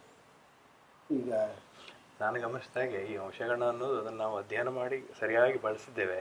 ಆದರೆ ಅಂಶಗಣ ಅನ್ನೋದು ಪ್ರತಿ ಭಾಷೆಯಲ್ಲೂ, ಈಗ ಉದಾಹರಣೆಗೆ ಇಂಗ್ಲಿಷ್ ಬಂತ ಭಾಷೆಯಲ್ಲಿ ರಿದಮ್, ತಾಳಕ್ಕೆ ತಕ್ಕಂತೆ ಅದು ಬಂದೇ ಬರ್ತದೆ. ಉದಾಹರಣೆ ಇಂಗ್ಲಿಷ್ ಹಾಡುಗಳಲ್ಲಿ ನೋಡಿದರೆ ಅವರಲ್ಲಿ ಆ ಆ ಸಿಲಬಿಕ್ ಅಂದ್ರೆ ಈ ಅಕ್ಷರ ಕ್ರಮ ಅಲ್ಲ ಇಲ್ಲದೆ ಹೋದಕ್ಕಾಗಿ ಆ ಅಂಶಗಳೇ ಒಂದು ರೀತಿಯಲ್ಲಿ ಆಗಲೇ ಮಾಡ್ಲೇಬೇಕು ಯಾಕೆಂದ್ರೆ ಮಾತ್ರ ಹೇಳ್ಕೊಳ್ಲಿಕ್ಕೆ ಆಗುದು ಅನಿವಾರ್ಯವಾಗಿ ಅವ್ರು ಮಾಡ್ಬೇಕಾಗ್ತದೆ ಅಂತ ಗಮನಿಸಿದೆ. ಅದಿಷ್ಟೇ ವಿಷಯ. ನಾವು ಹಾಡುವುದಕ್ಕೆ ಬೇಕಾಗುವ ಲಯ, ಆ ಲಯ ಸಿದ್ಧಿ ಮಾಡ್ಕೊಳ್ಲಿಕ್ಕೆ ಅಂಶಗಳನ್ನ ಬಹಳ ಚಂದ ಹೊಂದ್ತದೆ. ಆದ್ರೆ ಅದನ್ನು ವ್ಯವಸ್ಥಿತವಾಗಿ ಯಕ್ಷಗಾನದವರು ಚೆನ್ನಾಗಿ ಮಾಡಿದ್ದಾರೆ. ಮತ್ತೆ ಕನ್ನಡ ಛಂದಸ್ಸಿನಲ್ಲಿ ಅದು ಸಾಕಷ್ಟು ಚರ್ಚಿತವಾದ ವಿಷಯ. ನಮ್ಮ ಬಳಕೆ ಇದರಲ್ಲಿ ಸುಂದರವಾಗಿ ಕಾಣ್ತದೆ ಯಕ್ಷಗಾನದಲ್ಲಿ. ಅಂದ್ರೆ ಯಕ್ಷಗಾನ ಅಂತ ಹೇಳಿದ್ರು ಅದರ ಸರಿಯಾದ ಬಳಕೆ ಮಾಡುವ ಕ್ರಮ ಯಕ್ಷಗಾನದಲ್ಲಿದೆ. ಅದು ಪ್ರಯೋಗ ಮಾಡಿದಾಗ ಏನಾಗ್ತದೆ ಅಂತ ಅದು ಬೇರೆ ಕಾವ್ಯಗಳಲ್ಲಿ ಮಾಡಿದಾಗ ಅವ್ರಿಗೆ ಪ್ರಯೋಗ ಭೂಮಿ ಇಲ್ಲ. ಯಕ್ಷಗಾನದಲ್ಲಿ ಪ್ರಯೋಗಕ್ಕೆ ಬೇಕಾಗುವ ರಂಗಸ್ಥಳ ಇದೆಯಲ್ಲ, ಇದು ಬಹಳ ಮುಖ್ಯವಾದ ಕಾರಣ ಇದೆ. ನಮ್ಮಲ್ಲಿ ಇಲ್ಲಿ ಏನು ಮಾಡಿದ್ರು, ಹೊಸದಾಗಿ ಬಂದರು, ಚೆನ್ನಾಗಿ ಆದರೂ, ಏನೇ ಮಾಡ್ತಾನೋ ಅದನ್ನು ಪ್ರಯೋಗಿಸಲಿಕ್ಕೆ ಬೇಕಾಗುವ ಒಂದು ವೇದಿಕೆ ನಮ್ಮಲ್ಲಿ ಶತಮಾನಗಳಿಂದ ಇದೆ. ಆದ್ದರಿಂದಲೇ ಇವತ್ತು ಒಬ್ಬ ಭಾಗವತ ಪ್ರಸಂಗಕರ್ತನಾದರೆ ಅವನ ಪ್ರಸಂಗ ರಂಗಕ್ಕೆ ಬರ್ತದೆ. ಯಾಕೆ? ಅವನೇ ಮಾಡ್ತಾನೆ. ಈ ನನ್ನಂಥ ಭಾಗವತ ಅಲ್ಲ, ಪ್ರಸಂಗ ಹೆಚ್ಚು ಬರೋದಿಲ್ಲ. ಯಾಕೆಂದರೆ ಅದು ನನ್ನ ತಪ್ಪು ಅಲ್ಲ, ಪ್ರಸಂಗದ ತಪ್ಪು ಅಲ್ಲ, ಮೇಳಗಳ ತಪ್ಪು ಅಲ್ಲ. ಯಾಕೆ ಅಂತಂದರೆ ಅದು ಅವನು ಮಾಡಬೇಕಾಗಿದೆ, ಮತ್ತೆ ಸ್ಟಡಿ ಮಾಡ್ಕೊಳ್ಬೇಕಲ್ಲ, ಆ ಕೆಲಸ ಅವನೇ ಮಾಡೋದಲ್ಲ. ಇದಕ್ಕೆ ಹೊಂದಿಕೊಂಡೆ ಈಗ ನೀವು ಕಾಲಮಿತಿಯ ಬಗ್ಗೆ ಒಂದು ರೀತಿಯಲ್ಲಿ ಹೇಳಿದ್ರು, 1 ಗಂಟೆಯಲ್ಲಿ ವಿಷಯ ಬರೋ, ಅದಕ್ಕೆ ವಿರುದ್ಧವಾಗಿ ಇನ್ನೊಂದು ಅಂಶ ಇದೆ. ಈಗ ಆಶು ಪದ್ಯಗಳು ಅಥವಾ ಭಾಗವತರೇ ಸ್ವತಃ ರಚಿಸಿ ಹೇಳುವಂತ ಆ ಕ್ಷಣದಲ್ಲಿ ರಚಿಸಿ ಪದ್ಯಗಳು, ಅದಕ್ಕೂ ಮತ್ತು ಪ್ರಸಂಗಕರ್ತರಿಗೂ ಇರುವ ಸಂಬಂಧ. ಈ ಒಟ್ಟು ನಾನು 2 ವಿಚಾರ ಹೇಳಿದೆ. ಒಂದು, ಆಶು ಕವಿತೆ ಅದು ಇರುವ ಪ್ರಸಂಗವನ್ನು ಉದ್ದ ಮಾಡುವಂಥದ್ದು, ಅಥವಾ ಆ ಸಂದರ್ಭವನ್ನ ಸ್ವಲ್ಪ ಹೆಚ್ಚು ಉತ್ಕೃಷ್ಟವಾಗಿ ಬೆಳೆಸಲಿಕ್ಕೆ ಬೇಕಾದ್ದು. ಅದಕ್ಕೂ ಮತ್ತು ಪ್ರಸಂಗಕರ್ತರ ಪದ್ಯಕ್ಕೂ ಇರುವ ಒಂದು ಸಂಬಂಧ ಮತ್ತು ಈಗ ಅದರ ಆಶುಕವನದ ಬಳಕೆ ಹೇಗಿದೆ ಅಂತ ಹೇಳ್ಬೋದು. ನೋಡಿ, ಇದು ಒಂದು ಪ್ರಸಂಗ ಒಬ್ಬ ಕವಿ ಮಾಡ್ತಾನೆ, ಒಂದಿಷ್ಟು ಪಾತ್ರಗಳನ್ನು ಇಟ್ಟುಕೊಂಡು ಇದು ಒಂದು ಸ್ಟೋರಿ ಮಾಡಿ ಒಟ್ಟು ಹೀಗೆ ಅಂತ ಇರ್ತಾನೆ. ಆದರೆ ಅದನ್ನೇ ಒಂದು ರಂಗಪ್ರಯೋಗ ಮಾಡಬೇಕಾಗಿದ್ದರೆ ಅಲ್ಲಿ ಬೇರೆ ತೊಡಕು ಬರ್ತದೆ. ಈ ಕಿಸೆ ಪದ್ಯಗಳು ಅಥವಾ ಆಶು ಕವಿತೆಗಳು ಬಂದದ್ದು ಯಾಕೆ ಅಂತ ಕೇಳಿದರೆ ಆ ಕಾರಣಕ್ಕೆ. ಉದಾಹರಣೆಗೆ, ಒಂದು ಮೇಳದಲ್ಲಿ 4 ಹುಡುಗರಿದ್ದಾರೆ. ಅಲ್ಲಿ ಒಬ್ಬ ಇಂದ್ರ, ಒಂದು ವಾಯು ಮಾಡಿದ. ನಾವು ಪ್ರಸಂಗ ಪದ್ಯದಲ್ಲಿ ಮಾಡಿದ್ದು 2 ಪಾತ್ರಗಳಿಗೆ, ಅಲ್ಲಿ 4 ಜನ ಇದ್ದಾರೆ, ಅವರಿಗೆ ಕೆಲಸ ಕೊಡಬೇಕು. ಆ ಇನ್ನಿಬ್ಬರಿಗೆ 2 ಪದ್ಯ ಭಾಗವತ ಅಲ್ಲಿಂದಲೇ. ಅವನು ಆಶು ಪದ್ಯ ಅಂದರೆ ಈಗಲೇ ಕೊಟ್ಟು ಮಾಡಿರ್ತಾನೆ ಅಂತೂ ಅಲ್ಲ, ನಿನ್ನೆ ಮೊನ್ನೆ ಯಾರಿಗೋ ಹೇಳಿದ್ದು ಕೂಡ ಇವತ್ತು ಅವನಿಗೊಂದು. ಮತ್ತು ಕೆಲವು ಬಾರಿ ವೀರರಸದ ಪದ್ಯ ಆದರೆ ಏನು ಪದ್ಯವೇ ಇರೋದಿಲ್ಲ, ಅದು ಶುರು ಮಾಡಿರ್ತಾನೆ ಮತ್ತು ಮುಕ್ತಾಯ ಮಾಡ್ತಾನೆ. ಈ ತರಹದಲ್ಲಿ ಅಂದರೆ ಅವರಿಗೆ ಅದು ಅನಿವಾರ್ಯ. ಯಾಕೆಂದರೆ ಹಾಗೆ ಅದು ಏನಾಯಿತು ಅಂತ ಕೇಳಿದರೆ ಅವನೇ ಬರೆದಿಟ್ಕೊಂಡಿರೋದಿಲ್ಲ. ಪದ್ಧತಿ ಇವತ್ತು ಜೋಶಿಯಲ್ಲಿ ಮಾತಾಡುವ ಒಂದು ಕ್ರಮ ಬಂತು. ಹಿಂದೆ ಈ ನಾಟ್ಯ ಮೇಳಗಳಿದ್ದು, ಅದರಲ್ಲಿ ಇದು ಅವರೇ ಆ ನಾಟ್ಯ ಮೇಳಗಳ ವ್ಯವಸ್ಥೆಯಲ್ಲಿ ಕಥೆಯನ್ನು ಹೇಳುವ ಭಾಗವತರು ಆಶುವಾಗಿ ಒಂದಿಷ್ಟು ಪದ್ಯಗಳನ್ನ ಈಗ ಹರಿಕಥೆ ದಾಸರು ಬಳಸುವ ಹಾಗೆ ಬಳಸಿ ಆಡಿಸ್ತಿದ್ರು ಏನೋ ಅನ್ನೋ ಒಂದು ಕಲ್ಪನೆ ಇದಿರ್ಬೋದು, ಖಂಡಿತಕ್ಕೂ ಇದಿರ್ಬೋದು. ನೀವು ಮಾತಾಡುವಾಗ ತೆಂಕಿನಲ್ಲಿ ಅದರ ಬಳಕೆ ಇನ್ನೂ ಬಹಳ ಚೆನ್ನಾಗಿದೆ ಬಡಗಿಗಿಂತ ಅಂತ ಹೇಳಿದ್ರು. ಹೌದು, ಅಂದರೆ ವೀರರಸ ಪ್ರಧಾನ ಪದ್ಯಗಳಲ್ಲಿ ಪದ್ಯಗಳ ಸಾಹಿತ್ಯ ಸ್ಪಷ್ಟತೆ ಬೇಕಾಗೇನೂ ಇಲ್ಲ. ಯುದ್ಧದ ಭಾಗ ಅಂತ ಇಟ್ಕೊಳ್ಳಿ, ಒಂದು 4 ಜನ ಯುದ್ಧ ಮಾಡಬೇಕು, ಏನೋ ಅಲ್ಲಿ ಹೊಡೆದಾಟ ಮಾಡಿದಾಗ ಮಾಡಿ ಪದ್ಯ ಹೇಳಿ ಅದರ ಆ ಬಿಡ್ತಿಗೆ ಮುಕ್ತಾಯ ಪದ್ಯದ ಕುಣಿತ ಇಷ್ಟು ಅಲ್ಲಿ ಇರ್ತದೆ. ಆ ರಂಗಸ್ಥಳದಲ್ಲಿ ಆಗಬೇಕಾದ ಕೆಲಸ. ಅದರ ಹಿಂದೆ ಭಾಗವತ ಏನು ಹೇಳಿದೆ ಎಂಬುದೇನು ಮುಖ್ಯವಾದ ವಿಷಯ ಅಲ್ಲ, ಅದು ಕೇಳುವುದು ಇಲ್ಲ, ಹಾಗೆ ಬಂದುಬಿಡ್ತದೆ ಅದು. ಆ ತರಹದಲ್ಲಿ ಕಿಸೆ ಪದ್ಯಗಳು ರಚನೆ ಆದುಂಟು. ಇನ್ನು ಕೆಲವು ಬಾರಿ ಈ ಕಿಸೆ ಪದ್ಯಗಳು ಮುಖ್ಯವಾದ ಭಾಗದಲ್ಲೇ ಬರೋದು ಇದೆ, ಸಾಕಾಗುವುದಿಲ್ಲ ಕಾಣ್ತದೆ. ಅಥವಾ ಏನು ಹೇಳಬೇಕೋ ಅದನ್ನು ಹೇಳಲಿಕ್ಕೆ ಪ್ರಸಂಗದಲ್ಲಿ ಕವಿ ಬರೀದೇ ಇರ್ಬೋದು. ನೀವೊಂದು ದೃಷ್ಟಾಂತವನ್ನು ಹೇಳಿದ್ರಿ, ಯಾರು ಬಲಿಪ ಭಾಗವತ. ಹೌದು, ಅದೇ ಉದಾಹರಣೆಗೆ ಅಲ್ಲಿ ಸಂದರ್ಭ ಬಲಿಪರು 14 ಪದ್ಯ ಹೇಳಿಬಿಟ್ಟು ಜಾಂಬವ ಬರಲಿಕ್ಕೆ ತಡ ಆಗ್ತದೆ ಎಂಬ ಕಾರಣಕ್ಕೆ ಮಧ್ಯದಲ್ಲಿ ಅವರು ಅದಕ್ಕೊಂದು ಭಾಗವತನಿಗೆ ಕಾವ್ಯ ಶಕ್ತಿ ಬೇಕು. ಈಗ ಉಳಿದ ಈಗ ನಾನು ಹೇಳಿದ ವೀರರಸ ಪ್ರಧಾನವಾದ್ದನ್ನು ಬೇರೆ ಕಾವ್ಯಶಕ್ತಿ ಇಲ್ಲದ ಕವಿಯೂ ಮಾಡಬಹುದು. ಆದರೆ ನಿಧಾನ ಪದ್ಯಗಳು ಬರುವಾಗ ಭಾಗವತನಿಗೆ ಕವಿತಾ ಶಕ್ತಿ ಬೇಕಾಗ್ತದೆ. ಅಲ್ಲಿ ಕೃಷ್ಣ ಜಾಂಬವನನ್ನು ಹುಡುಕಿಕೊಂಡು ಹೋಗುವ ಭಾಗ ಅದು, ಅಲ್ಲಿ ಚಂಡೆ ಬಾರಿಸುವಂಥ ಭಾಗ ಅಲ್ಲ. ಪದ್ಯಗಳನ್ನು ಹೇಳ್ತಾ ಹೋಗಿದ್ದಾರೆ ಆ ನಂತರದೆಲ್ಲ ಒಂದೊಂದೊಂದು ಪದ್ಯಗಳನ್ನೆಲ್ಲ ಜೋಡಿಸ್ತಾ ಹೋದ್ರು. ಅಂದರೆ ಕವಿಗೆ ಆ ಶಕ್ತಿ, ಭಾಗವತನಿಗೆ ಆ ಕಾವ್ಯ ಶಕ್ತಿ ಬೇಕು. ಈಗಲೂ ಕೂಡ ಅದು ಮಾಡಬಲ್ಲ ಅಂತ ಭಾಗವತರು ಇದ್ದಾರೆ. ಪುರುಷೋತ್ತಮ ಪುಂಜರಿದ್ರು, ಬಲಿಪರಿದ್ರು, ಬೇರೆ ಬೇರೆ ವ್ಯಕ್ತಿಗಳೆಲ್ಲ ಇದ್ದು ಈಗಲೂ ಕೂಡ ಅಂತಹ ತಾಕತ್ತಿನ ಕವಿಗಳು ಕೆಲವು ಭಾಗವತರಿದ್ದಾರೆ, ಯುವಕರಿದ್ದಾರೆ ಕೆಲವರು ರಂಗಸ್ಥಳದಲ್ಲಿ ಆ ಥರ ಮಾಡಿದ್ರು. ಈಗ ಅಂಡಾರ ದೇವಿ ಪ್ರಸಾದ್ ಶೆಟ್ಟರು, ಅವರು ಕಟೀಲು ಮೇಳದ ಭಾಗವತರು. ಈಗ ಎಲ್ಲ ಸಿಗ್ತಾರೆ ಹೇಳಲಿಕ್ಕೆ ಬರೋದಿಲ್ಲ ನನಗೆ. ಅಂತ ಅಂದರೆ ಅವರ ಭಾಗವತನಿಗೊಂದು ಹ್ಯಾಬಿಟ್ ಆಗಿರಬೇಕು ಪ್ರಸಂಗ ಬರೆಯುವುದು ಕೂಡ. ಪ್ರಸಂಗ ಬರೆಯುವುದು ಕೂಡ ಇಲ್ಲದೆ ಹೋದರೆ ಹೇಳ್ತಾರೆ. ಈಗ ನನ್ನಲ್ಲಿಯೇ ಕೆಲವರು ಕೇಳೋದುಂಟು ಪ್ರಯೋಗ ಮಾಡುವಾಗ, ಸರ್ ಇದೊಂದು ಪದ್ಯ ಬೇಕಾಗಿತ್ತು ಅಂತ ನಾನು ಬರೆದು ಕೊಟ್ಟದುಂಟು. ಕಬ್ಬಿನಾಲೆ ವಸಂತ ಭಾರದ್ವಾಜರವರು ಯಾರೋ ಪುಸ್ತಕದಲ್ಲಿ ಬರ್ತಾರೆ, ಅನೇಕರು ಅವರ ಪದ್ಯವನ್ನು ಮಾಡಬೇಕಾಗಿದ್ದರೆ ಸರ್ ಇದಕ್ಕೊಂದು ಪದ್ಯ ಮಾಡಿಕೊಡಿ ಅಂತ. ಆ ಕೊನೆ ಕ್ಷಣದಲ್ಲಿ ಭಾಗವತ ಈಗ ಸಂಪರ್ಕದಲ್ಲಿ ಸಿಗ್ತಾರೆ, ವಾಟ್ಸಪ್ ಇತ್ಯಾದಿಗಳು ಇರೋದ್ರಿಂದ ಆ ಕ್ಷಣದಲ್ಲೂ ಮಾಡಿಕೊಡ್ಬೋದು. ಹಾಗೆ ಇದಕ್ಕೆ ವಿರುದ್ಧವಾಗಿ ಈಗ ತಾಳಮದ್ದಲೆ ಅಥವಾ ಇತ್ಯಾದಿ ಪ್ರಸಂಗಗಳನ್ನು ಕೇವಲ 1 ಗಂಟೆಯಲ್ಲಿ ಭಾಳ ಉತ್ಕೃಷ್ಟವಾಗಿ ಮಾಡೋದಕ್ಕೆ ಕ್ರಮಗಳಿವೆ. ಅದಕ್ಕೆ ಮಾತ್ರ ಸ್ವಲ್ಪ ತುಂಬ ಕೆಲಸ ಮಾಡಬೇಕು. ಈಗ ಉದಾಹರಣೆಗೆ ನಾವೀಗ 3 ಗಂಟೆ ತಾಳಮದ್ದಲೆ, ಅದು ಏನಾಗ್ತದೆ 3 ಗಂಟೆದು ನಾವು ಕಲಾವಿದರಿಗೆ ಹೇಳಿಬಿಟ್ರೆ ನಾವು ಮೊದಲು ಒಂದು ಸಂಭಾಷಣೆ 2 ಗಂಟೆ ಎಳೆದುಬಿಟ್ರೆ ಮತ್ತೆ ಉಳಿದದನ್ನು 1 ಗಂಟೆಯಲ್ಲಿ ನಾವು ಮಾಡೋದು ಹೇಗೆ? ಇದಕ್ಕೆ ನಾವೇನು ಮಾಡ್ತಿದ್ವಿ ಅಂದರೆ 15 ದಿವಸ ಮೊದಲು ಅವರಿಗೆಲ್ಲ ಸ್ಕ್ರಿಪ್ಟ್ ಮಾಡಿ, ಸ್ಕ್ರಿಪ್ಟ್ ಅಂದರೆ ಅರ್ಥ ಅಲ್ಲ, ಪದ್ಯ ಇಂತಿಂಥದ್ದನ್ನು ನಾವು ಆಯ್ಕೆ ಮಾಡಿಕೊಂಡಿದ್ದೇವೆ. ಈ ಭಾಗಕ್ಕೆ ಇಷ್ಟು ಸಮಯ, ಈ ಭಾಗಕ್ಕೆ ಇಷ್ಟು ಸಮಯ, ಒಳಭಾಗವನ್ನು ಅಂದರೆ ಒಂದು ಕಥೆಯ ಒಳಭಾಗವನ್ನು ಕೂಡ ನಿರ್ದೇಶಿಸಿ ಇಷ್ಟರೊಳಗೆ ನೀವು ಮುಗಿಸಬೇಕು. 1 ನಿಮಿಷ ಆಚೆಗೂ ಇಲ್ಲ, 1 ನಿಮಿಷ ಈಚೆಗೂ ಇಲ್ಲ. ನಾವು ಆ ಥರ ಗಂಟೆ ಹೊಡಿತಿದ್ವಿ, ಆ ತರಹ ಮಾಡಿ ನಾವು ಕೊಡ್ತಿದ್ವಿ. ಪಾತ್ರಕ್ಕೆ ಮತ್ತಲ್ಲಿ ನಾವು ಗಮನಿಸಬೇಕಾದಂದರೆ ಯಾವ ಪದ್ಯವನ್ನು ಕತ್ತರಿಸಬೇಕು. ಉದಾಹರಣೆಗೆ ಒಂದು ಇಡೀ ಪ್ರಸಂಗದಲ್ಲಿ ಬರುವ ಪಾತ್ರ, ಅವನಿಗೆ ಇಲ್ಲಿ ಒಂದು 4 ಪದ್ಯ ಹೆಚ್ಚು ಕಟ್ಟು ಮಾಡಿದರೆ ತೊಂದರೆ ಇಲ್ಲ. ಆದರೆ ಬರೀ 2 ಪದ್ಯ ಇದ್ದವನಿದ್ದು ಪದ್ಯವೇ ಇಲ್ಲ ಅಥವಾ 1 ಪದ್ಯ ಮಾಡಿದರೆ ಸರಿಯಲ್ಲ. ಅಂದರೆ ಅವಕಾಶ ಎಂಬುದು ಸಂಪಾದನೆಯನ್ನು ಬಹಳ ವ್ಯವಸ್ಥಿತವಾದ ರೀತಿಯಲ್ಲಿ ಮಾಡಿ ಆ ಸ್ಟೈಲಿ ಒಂದು ಹಾಗೆ. ಅದು ಸ್ವಲ್ಪ ಅನುಭವ ಇದ್ದವರಲ್ಲಿ ಅದನ್ನು ಈಗ ನಾನು ದೃಷ್ಟಾಂತ ಹೇಳಿದ್ರೆ ಟೆಸ್ಟ್ ಮ್ಯಾಚ್ ಮತ್ತು ಏನು 1 ಡೇ ಮ್ಯಾಚ್ ಇದ್ದ ಹಾಗೆ, 1 ಡೇ ಮ್ಯಾಚ್ ಇದ್ದ ಹಾಗೆ ಅಷ್ಟು ಓವರ್ ನಡೀತದೆ ಅಲ್ಲಿ. ಸಮಯ ಇಷ್ಟೇ. ಅಲ್ಲಿಯೂ ಕೂಡ ಇದೆ ನಿಮಗೆ, ನೀವು ಓಪನಿಂಗ್ ಬ್ಯಾಟ್ಸ್ಮನ್ನೇ ಕೊನೆಯವರೆಗೂ ಇದ್ದು ಬಿಡ್ಬೋದು. ಇಲ್ಲಿ ಹಾಗಿಲ್ಲ, ಕೊನೆ ಬ್ಯಾಟ್ಸ್ಮನ್ನು ಯಾವ್ಯಾವ ಪ್ರಸಂಗಗಳು ಎಷ್ಟೆಷ್ಟು ನಡೀಬೇಕು ಅನ್ನೋದರ ತಿಳುವಳಿಕೆ ಬೇಕು ಅಂತ. ಪ್ರಸಂಗಗಳ ಬಗ್ಗೆ ಮತ್ತು ನಿಮ್ಮ ಯೋಜನೆಗಳ ಬಗ್ಗೆ ಮಾಹಿತಿಯನ್ನು ಕೊಟ್ಟಿದ್ದೀರಿ. ಪ್ರಸಂಗ ಕೋಶ ಕೂಡ ಮಾಡ್ತಾ ಇದ್ದೀರಿ ನಿಮ್ಮ ಸಹ ಯೋಜನೆ. ಮತ್ತು ಜೇರುಗಡ್ಡಿ ಮನೆಯವರು, ಪಾಠಕರು ಮುಂತಾದವರೆಲ್ಲ, ಅಜಿತ್ ಕಾರಂತರು, ರವಿ ಮಡೋಡಿ, ಈಗ ಒಂದು ML ಸಾಮಗ್ರು ಕೂಡ ಮುಂತಾದವರು ಸಲಹೆ ಕೊಟ್ಟಿದ್ದಾರೆ. ಪ್ರಭಾಕರ್ ಜೋಶಿ ಅವರು ಬಹಳ ಒಳ್ಳೆಯ ಕೆಲಸ. ಅವರು ಪ್ರಭಾಕರ್ ಜೋಶಿ ಅವರು ಅದರಲ್ಲಿ ಅಲ್ಲ ಅಂದರೆ ಅವರು ನಮಗೆಲ್ಲ ಒಂದು ಕಾರ್ಯಕ್ರಮ ಭಾಳ ಚಂದ ಮಾಡಿ ನಡೆಸಿಕೊಟ್ಟಿದ್ದಾರೆ ಕೂಡ. ಅವರು ತುಂಬ ಜನ ವಿದ್ವಾಂಸರನ್ನು ಕಲೆಕ್ಟ್ ಮಾಡಿದ್ದಾರೆ ಅಂತ ಹೇಳಿದ್ರಿ. ಆ ಕಾರ್ಯಕ್ರಮಗಳು ಮುಂದುವರಿಲಿ, ನಿಮ್ಮ ಬರವಣಿಗೆ ಕೂಡ ಇನ್ನೂ ಹೆಚ್ಚಾಗಿ ಮುಂದುವರಿಲಿ ಅಂತ ಹೇಳ್ತಾ ನಮಸ್ತೆ. ಇಲ್ಲಿವರೆಗೆ ಬಂದು ಬಹಳ ದೂರದಿಂದ ಮನೆಯಲ್ಲಿ ಸಂದರ್ಶನ ಮಾಡಿದ್ದೀರಿ, ಅಭಿನಂದನೆಗಳು.